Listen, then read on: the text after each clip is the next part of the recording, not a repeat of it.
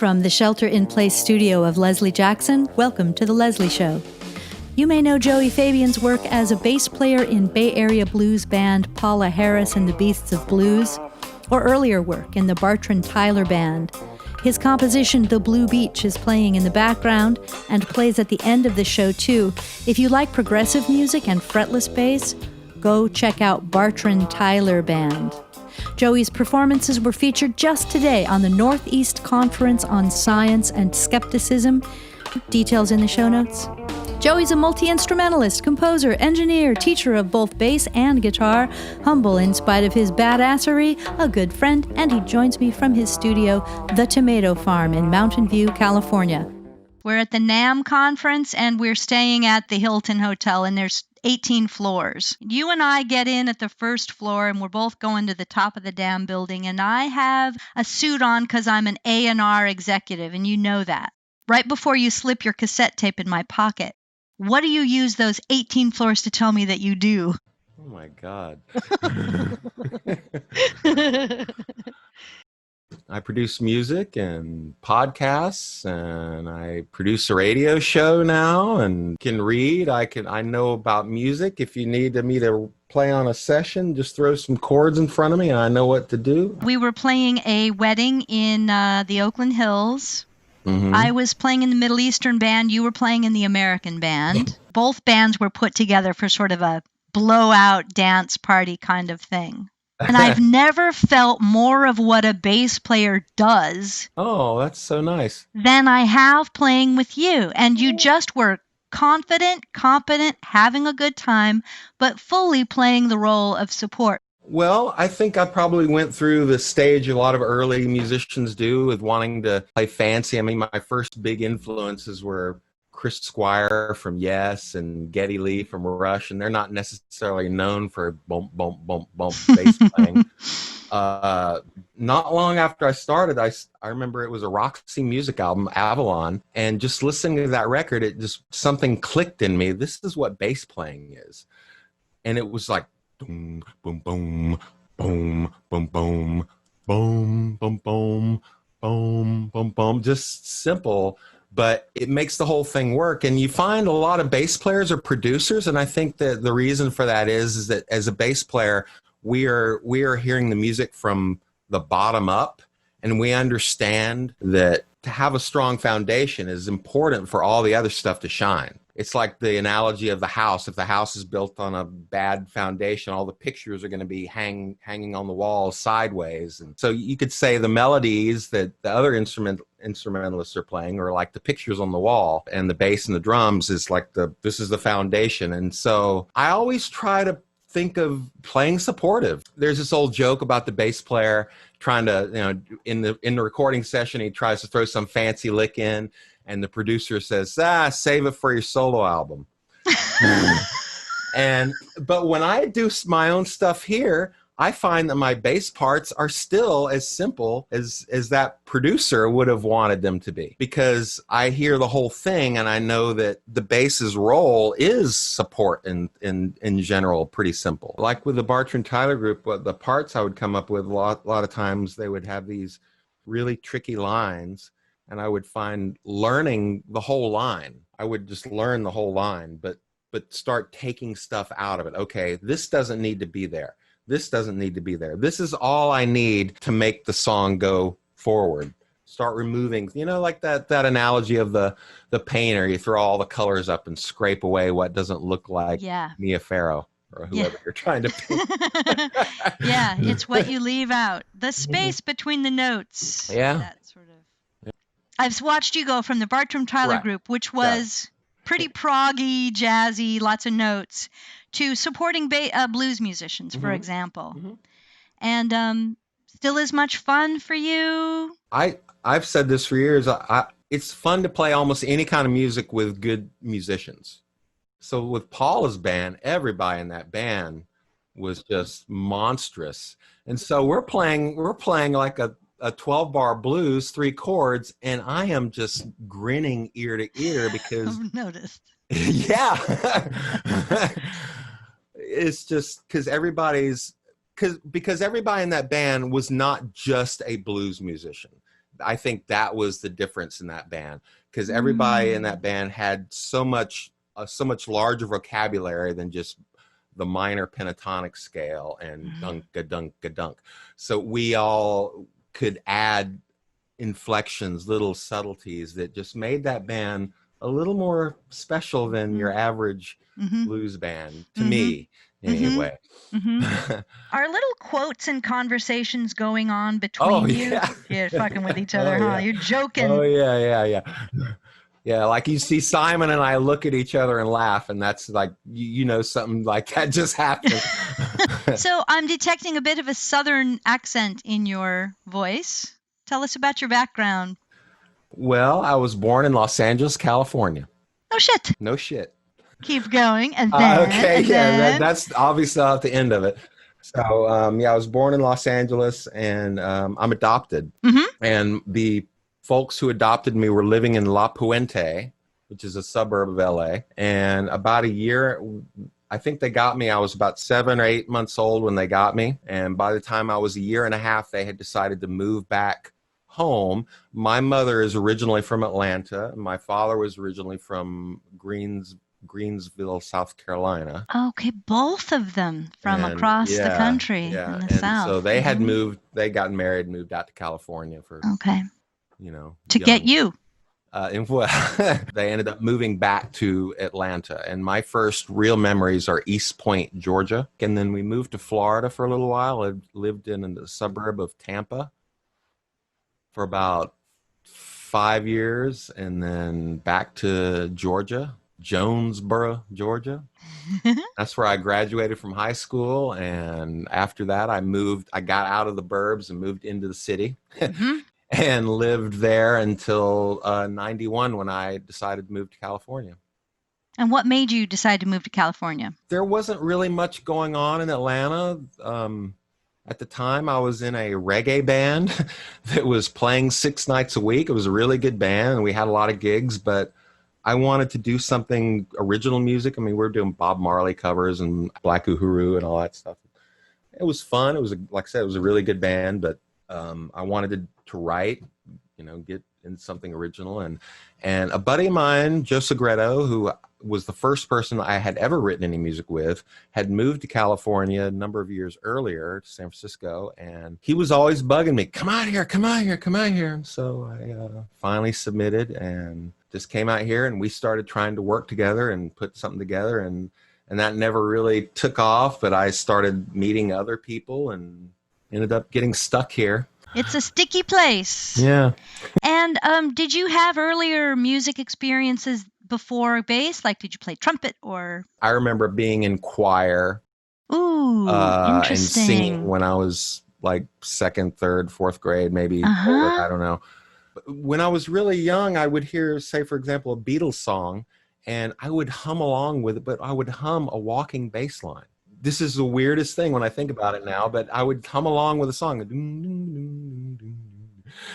Just hum a walking bass line along the song. I don't know why.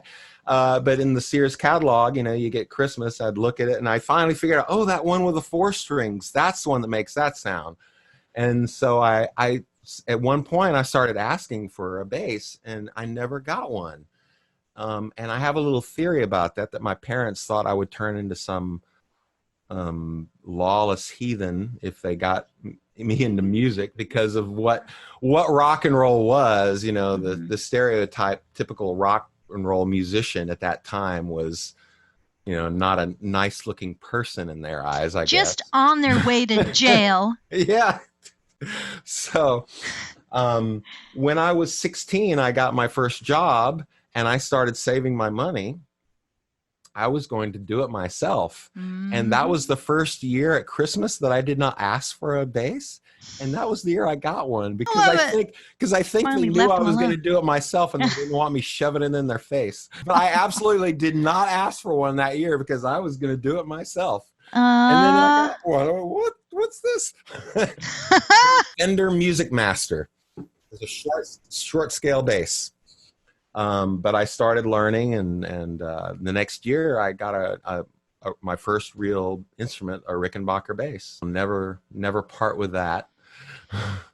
And the Rickenbacker, there's your ode to Chris Squire and Geddy Lee. You know, Right. I have the Rickenbacker bass. And you had early teachers. Do you remember early teachers and influences on you, or did you get taught early on? And I didn't have any kind of formal training really, other than a couple of friends that showed me some things really early. One fellow that I would love to find out whatever happened to him. A guy named Craig Chambers. He was a high school friend of mine, and he had been playing bass for several years when I started. He knew his stuff, and he showed me a few things. And then after high school, he joined the Navy, and that's the last I ever heard of him.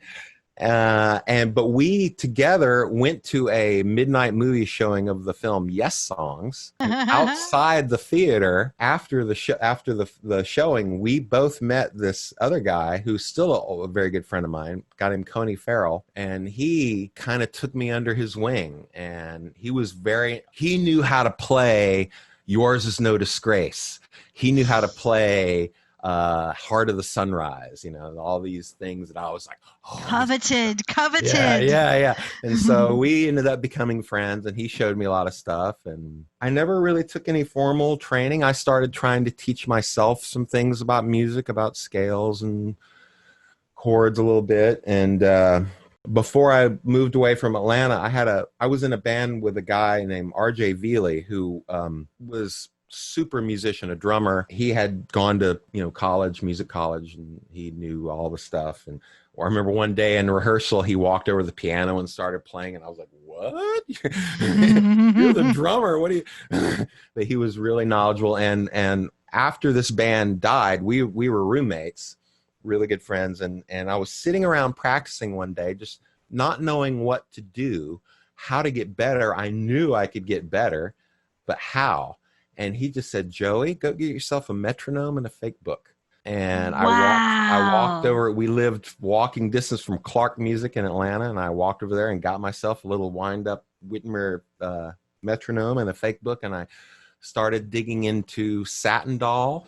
I just started reading Satin Doll, da, da, da, da, da, Yeah. and I just started just flip through the fake book, and like, okay, this looks a little harder, but not too hard. Let me try this one. And I just started doing that over and over. And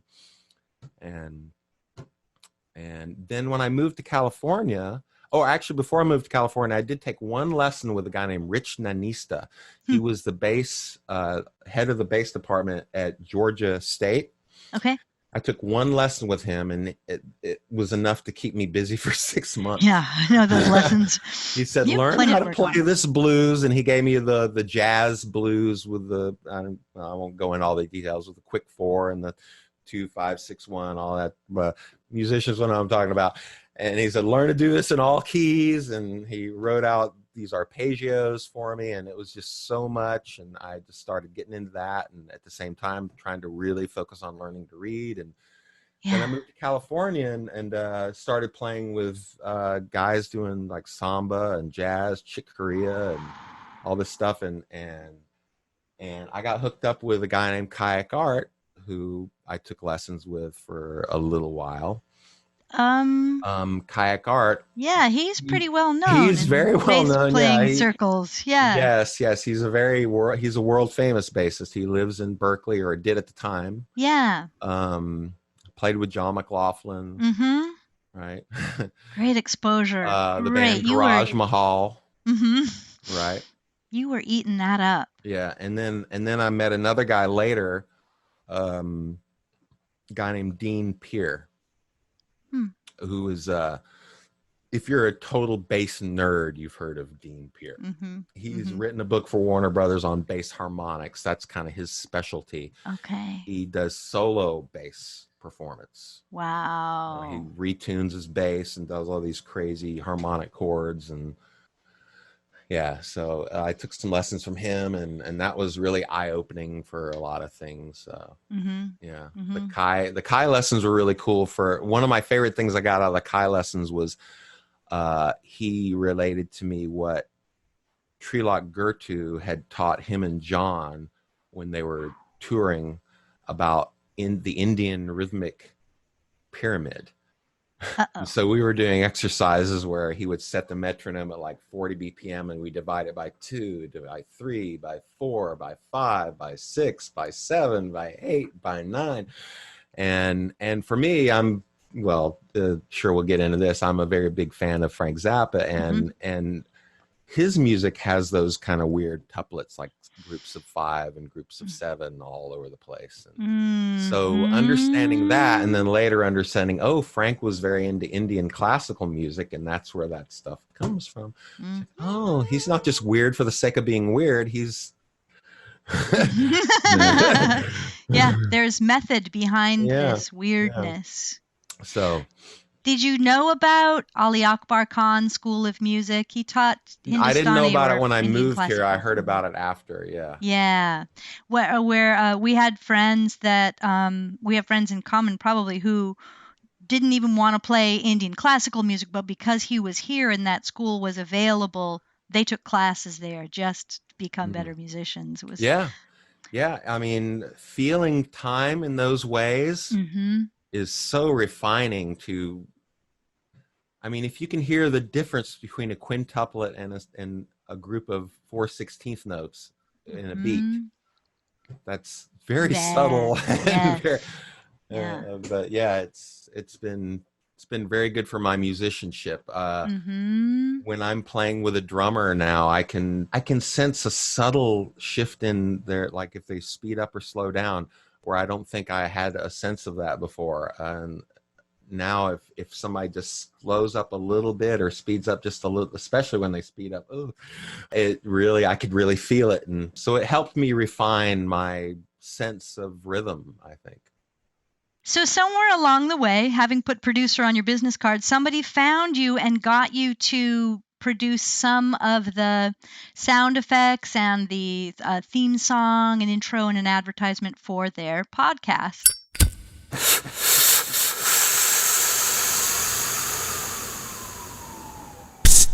You. Me? Yeah, you. Come here. Okay. Need to get away from it all. Well? Forget about your problems. Say adios to your inhibitions, conscience, and the BS you face on a daily basis. Occasionally. Well, too hard to swallow. The psychotic vector of food, beverage, and music. Kumbaya, my lord, kumbaya. Are you going to put that in your mouth? Seriously? Are you going to swallow that? Too Hard to Swallow, Episode 1, The Introduction. Coming on Facebook, iTunes, and more, July 27th. So how did that guy put that much trust in you to pull off all of that? And that's a good question. I don't know why. I mean, so I met this guy. He was a bartender at this restaurant that I would go to. Oh, And he's so steeped in the restaurant industry. Just so you know, this is Too Hard to Swallow. Right. Really fun show. It's a show. It's a podcast. It's a show. And it's kind of a critique of the restaurant industry. Right. Yeah, his whole life has been the restaurant industry. His first job, he was like 12 years old, washing dishes in one of his family's restaurants. And he moved out here to the Bay Area, and he worked in restaurants. He had his own restaurant, and that's where we became really close, when he had his own place.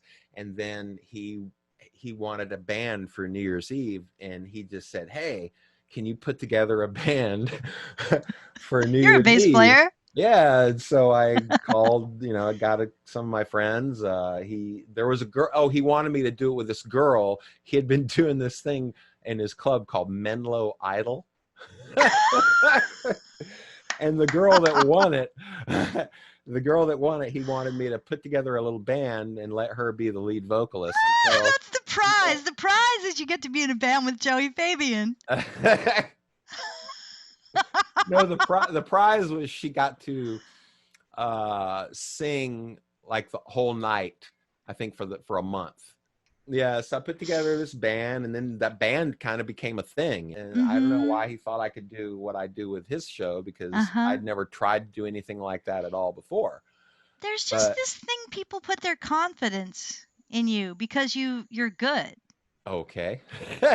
But you know how that happens. You know, if you're humble and you do your job and you show up, I don't know if you did what he was expecting you to do. I think you probably blew his mind. Don't you think?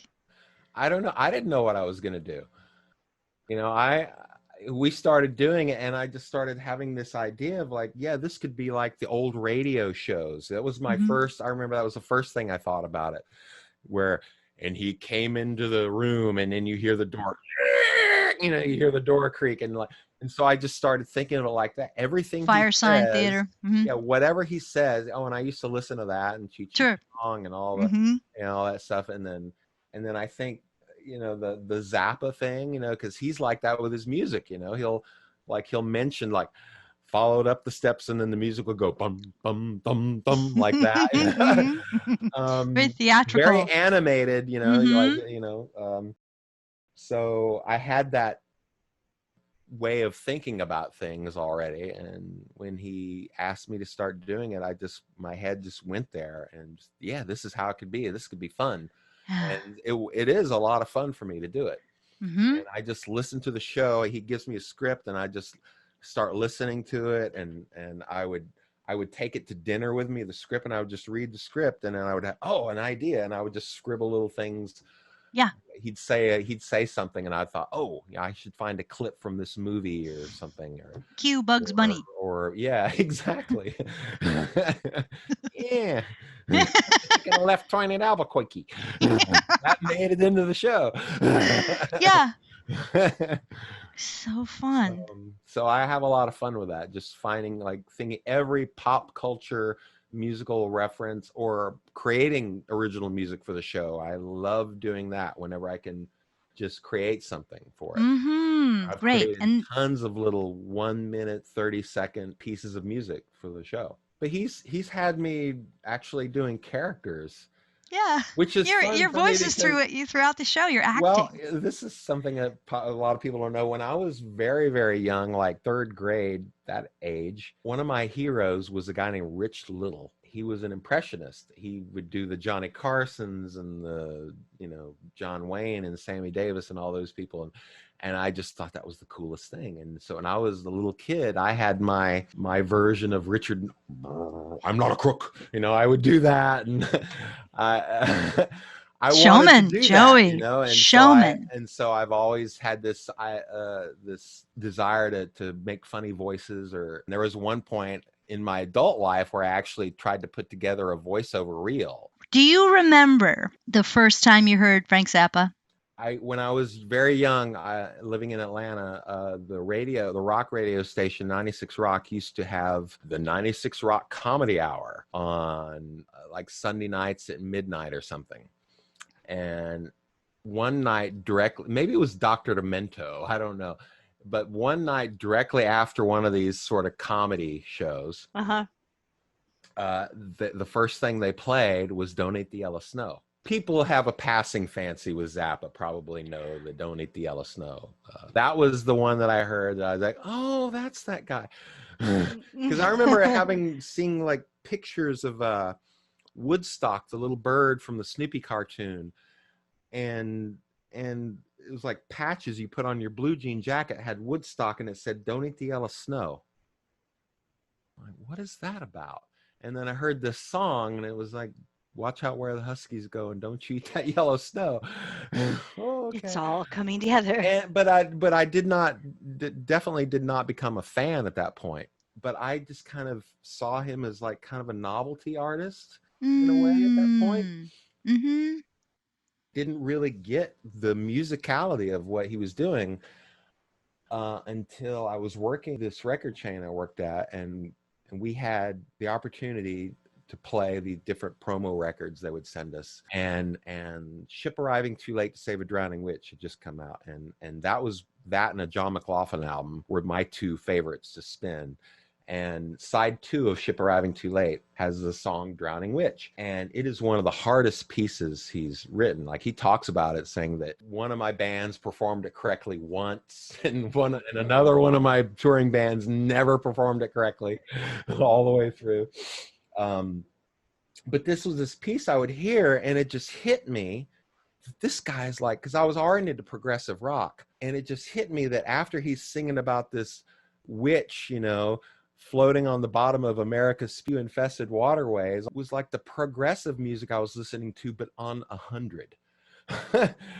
and that began my diving deeper and deeper into Zappa. And Okay. as anybody who knows me now knows, like the closest thing I have to a deity. And speaking of deity, Mm-hmm. you grow up in maybe a Christian household. You were singing choir as a kid. Yeah. Did you have a relationship with Jesus at that time? Yeah. Yeah. I can remember being very young and on Christmas Day closing my eyes and going sincerely, "Happy birthday, Jesus." I was so sincere. I mean, you walk together. You walked hand in hand. Yeah, when you grow up in that, when you're that young, you know, that's why it's so powerful to teach these things to little children, because it just goes in, and you just you're the adult, you know. Yeah, okay. Yeah. And it's good news, right? It feels good. Oh yeah, yeah. Singing together, holding hands around the table. Yeah. So I just bought it hook, line, sinker. And what happened was, because I got into the idea of it, I started studying it. I mean, I can remember thinking, this is fascinating. The creator of the universe wrote a book, and I can read that book. But the more I started reading the Bible, it just started falling apart. I mean, because at the same time I was starting to get into like learning about science because of all the, you know, the moon landing stuff. It was very exciting for me, like watching the astronauts walk on the moon and all. Just, oh wow, that was just amazing for me. So I was into that. And then also we were learning about Greek and Roman mythology in school. Yep. And boy, the parallels just started showing themselves left and right. And I just thought, and it just hit me when, like, yeah, this is how people explain the world before they had the tools to explain the world. And from the age of, say, 13 or 14, I think I just saw religion as that. I wouldn't have called myself an atheist then. Sure.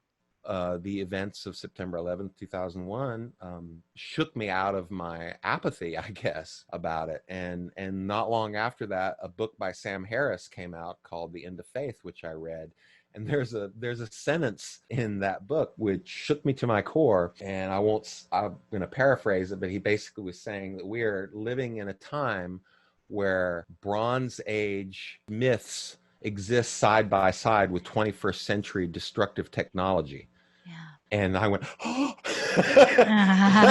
Tell it, Sam. Yeah. And so I became an outspoken atheist. And for anyone listening, let me explain my definition of atheism is I don't say there is no God.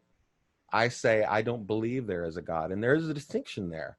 I've just not been offered enough evidence to allay my doubts, right? Yeah. I don't say there isn't. There's lots of things I don't know. But why would I say there is? I don't see any reason to say there is yet, you know? So we get accused of not having open minds a lot, you know. Oh, just look around, you look at the trees. Well, I have an explanation for the trees, and it doesn't involve a God at all. So, you know, I'm open-minded, and I try to. I don't want to make enemies of the Christians or Muslims or anyone. You know, I want to have dialogues with them. I want to talk with them. And it's important to me to be able to do that, because I think that for the world to move forward, we need to uncloister ourselves. We need to come together and realize there is something we all have in common, no matter what. And we all have common goals. Setting off nuclear devices in any part of the world is not a good thing for any of us. I think that we shouldn't cut ourselves off from people just because they don't think like we do. We should all be trying to work together. And that's like, say, on social media, I don't unfriend anybody. They may unfriend me because they don't like my views, but I don't unfriend anybody. In fact, Sam Harris himself says, communication is the only tool we have. Right. If we don't have communication, what's left? Violence. Yeah. Yeah. So, yeah, I feel like saying something to those people that say, if you disagree with me, I'll unfriend you, because really the response to us disagreeing is, let's dialogue. yeah. Not Yeah. so I can change your mind, so I can learn your mind. Yeah. And you don't agree with anyone on this planet 100%. Yeah, right. No one. Right. Well, here's something that you and I agree on. Pencils are pencils are the true tool. And I don't know if you know this pencil. We'll get into brands too. This one was sent to me by a musician, Will Spires, up in Santa Rosa. Okay. This is the there are two of them. He says the black one is better for writing music. Oh. Okay. I love them. I covet them both, and I'm using them very sparingly. How about you? Are you a Dixon Ticonderoga man? Yes, I am. That's to me, it's the only pencil. Okay. Yep. I have to have it. Now, do you use an onboard eraser, or do you have a separate eraser? I have for music. I have to have one of these. Yes. The Art gummy needed eraser. White gummy eraser. Yes. Yes, because I have some friends who, they're composers as well, and they like these programs for writing the notes down. Okay. And that's fine. That's fine. But I love doing it myself. I think it's art. It is art when you do it. I love making a chart and then looking at it. I just happen to have one of my charts here. Oh, here's one of mine. Okay. Nice. And it's really for you. I think that, the program's great. But it's really for me, and maybe for you too, it's a way to absorb the music a bit. Right. Because there is that thing when you write something down, you almost don't need to look at it again. Yeah. You learn it. It goes in deeper somehow when you write it down. Especially if you do it with a really nice pencil. Well, I'm going to have to do some research on those pencils. You'll have to. This is the Palomino. The Palomino. Blackwing. Yeah. Palomino Blackwing. Okay. Yeah. You're sheltering in place. Yes. You're being very careful. Yes. You're not gigging. No, I haven't gigged since early March. Weird, huh? It is weird. That's one of the reasons I wanted to do this show, because I wanted some reason to get dressed and put lipstick on. I was just like, get ready for a show, Yeah, I actually put pants on today. Yeah. So see, and it's also a way to help boost my friends' other projects and things that maybe, because we're not going out seeing each other all the time, right, making money, playing in bars and those kinds of things. Thank you. Awesome of you. Thank you. And it's also genius because you guys all want to sound good. So yeah. Is there anything you wish we had talked about that we didn't?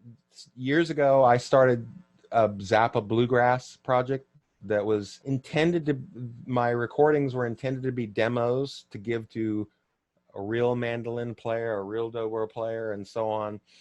But that just never happened. It's me playing Frank Zappa songs, and I only picked ones that were in 4/4 or 3/4 because I wanted them to sound like bluegrass, but with those unique chords and melodies. And I could never get another musician interested in it. You even tried to rope me in on the violin. Remember that? Right. Gave me all the tracks to listen to. Yeah. I can't do this. So it just never happened. So I've recently done a couple more. I'm working on another 2 right now. I'm just gonna start doing them and fleshing them out completely and just release them myself. Is it something you'd like to play live? Like if I you would. That do was round up those shredders? that was the original intention, yeah. Yeah. But every time I would run into a banjo player who sounded like he was pretty good, I'd start talking to him. As soon as the name Frank Zappa escaped my lips, they looked at me like I was from Mars. That, and then I'm doing another one that I've just started this last year. And so this project is blues, just Frank's bluesy material, because he was very into blues, as well as Stravinsky and Edgar Varese. That project is Bay Area blues musicians tribute to Frank Zappa. I've got Nice. Simon Russell's already recorded Woohoo. a track for me. Eamon Flynn is going to record for me. Terry Hyatt and Daniel Castro have said they're going to play on it. Neat. Paula Harris is going to sing. Pam Hawkins, I've talked to her about doing it. Aki Kumar, Ian Lamson, yeah, some other people. I'm sure I can't remember now. I'm sorry. I'm sorry if I've talked to you about this and I didn't mention your name just now, but that's what it's Bay going Area to be. Blues The tribute. Lady Bianca, I want to get her. Oh, My hell friend yeah. Bryant Mills, the drummer Bryant Mills, is going to play on it. Mhm. And he knows Lady Bianca. And if, for those of you who don't know, she's a Bay Area blues musician who was in Frank's Extraordinaire. band. She was in Frank's band. I did not know this about her. Her name is Oh. Bianca Oden, and she was in the band in like 78 or something, like 78 for a little while. This has been really fun. See? Oh, It was fun, right? Oh, we're doing the interview now? We're not just rapping? You've been recording?